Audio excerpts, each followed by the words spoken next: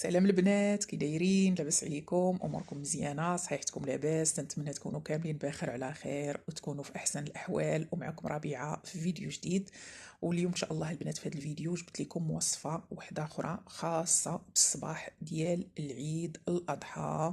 الله يجيبوا على خير والله يدخلوا عليكم بالصحه والهنا والتيسير والرزق وباش ما تمنيتوا في خاطركم ان شاء الله.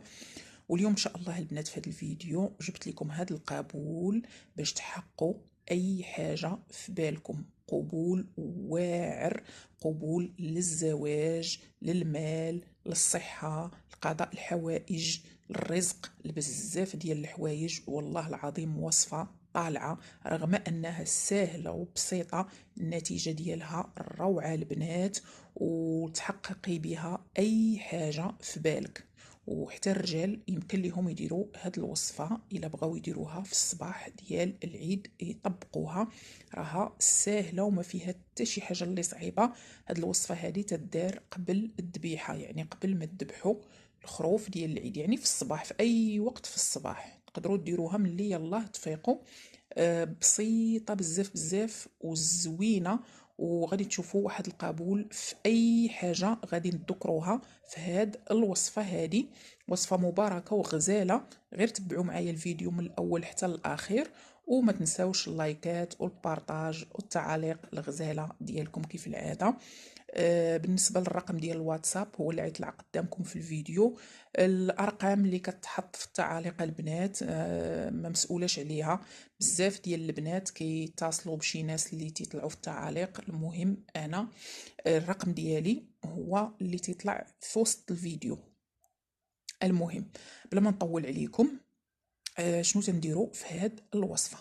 لهاد الوصفه تنجيبوا واحد، تنجيبوا اما كاس ديال مورد، نص كاس عفوا، نص كاس ديال مورد، ولا نص كاس ديال مزهر، ولا نص كاس ماء زمزم، ولا نص كاس ماء معدني. يعني شوفوا نتوما اللي موفر لكم من هادو. يعني الا ما لقيتوش حاجه دوزوا الحاجه الثانيه. ما نكرهش انا يكون الماء ديال زمزم، الا ما كانش يكون ما ورد، الا ما كانش يكون ما زهر، الا ما كانش ديروا الماء المعدني. المهم ما ديروش الماء ديال الروبيني، هذا هو اللي مهم. تجيبوا نص كاس ديال الماء قبل ما قبل من العيد، يعني الليله ديال العيد في الليل قبل ما تنعسوا تتنعسوا على جنبكم اليمين، تتقراو سورة الفاتحة كاملة بالنية القضاء واحد الأمر، يعني نية القبول. علاش؟ البنات اللي باغيين الزواج بنية الزواج، البنات اللي باغيين الخدمة، اللي باغيين المال، اللي باغيين كل واحد عيديرها على حساب داكشي اللي هو ناوي في خاطره. غتقراو سورة الفاتحة مرة واحدة وتتنعسوا، يعني كتضمروا وكتنعسوا. الغد ليه في الصباح كتاخدوا هذاك النص كاس اللي قلت لكم ديال الماء، او ما زهر او ما ورد او ماء معدني، وتتقراو عليه هاد القرايه هادي. شنو كتقراو البنات؟ كتقولوا ربي حنيني يتقبل من الناس الأضحية ويرزقني بالزوج الصالح. بالنسبة للبنات اللي باغيين الزواج يقولوا بالزوج الصالح والهنا، انا وكل ذكر وكل ولية، النحس يخطيني والفرح يحوم عليا. نعاود لكم البنات القرايه: ربي حنيني يتقبل من الناس الاضحيه ويرزقني بالزوج الصالح والهنا، انا وكل ذكر وكل ولية، النحس يخطيني والفرح يحوم عليا. هذه الا كنتو غديروها على الزواج. الا كنتو غديروها مثلا على الرزق غادي تقولوا ربي حنيني يتقبل من الناس الاضحيه ويرزقني بالرزق والهنا، انا وكل ذكر وكل ولية، النحس يخطيني والفرح يحوم عليا.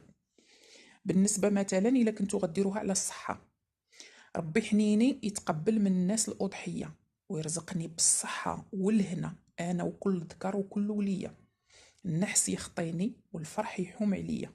تنتمنى نكون وضحت لكم كيفاش غادي تقراو هاد القرايه. كل واحد غادي يقراها على الحاجه اللي هو باغي، على المال او على الزوج او على الصحة أو على الحبيب أو على أي حاجة طبقوا عليها هاد الوصفة.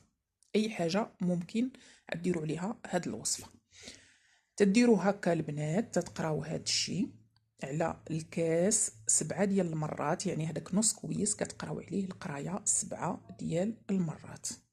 ملي تتكملوا 7 ديال المرات مباشره هداك الماء كتاخدوه كتشربوا منه واحد الجغيمه، كتشربوا جغيمه ديال الماء، شنو ما كان ما زهر او ما ورد او الماء المعدني، يعني داكشي اللي خدمتوا به الوصفه غادي تشربوا جغيمه. والاخرى اللي عتبقى المويها اللي عتبقى كلها عترشوها على وجهكم، رشوا رشوا رشوا رشوا على وجهكم، فزقوا بها وجهكم وما تغسلوش ما تغسلوش وما تمسحوش، يعني ما تغسلوش هذاك الماء وما تعاودوش تمسحوه.